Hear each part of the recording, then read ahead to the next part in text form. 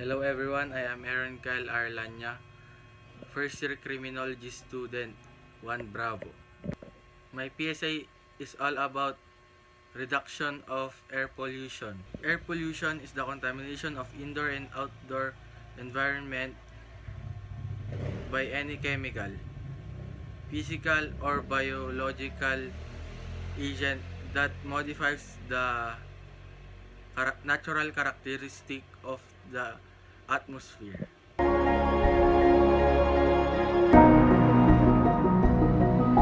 Air pollution possesses serious health to public. So what are the health effects? Exposure to air pollution can result in a wide range of short and long-term health effects. The health effect will depend on factors like the type of pollutant, concentration, length of exposure, and individual characteristics of the person exposed to it.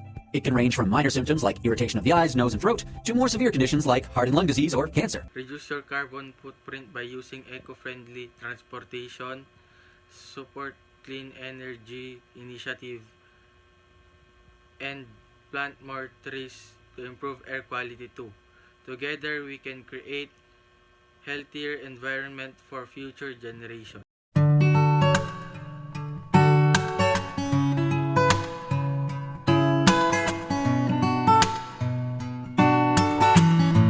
Indoor air quality matters too. Regularly ventilate your room, avoid smoking, and use air purifiers. Stay informed about the local air quality index level and take precaution during high pollution days. To protect yourself and to protect others, small action can make big difference in combating air pollution. That's all for my public service announcement. Thank you for listening.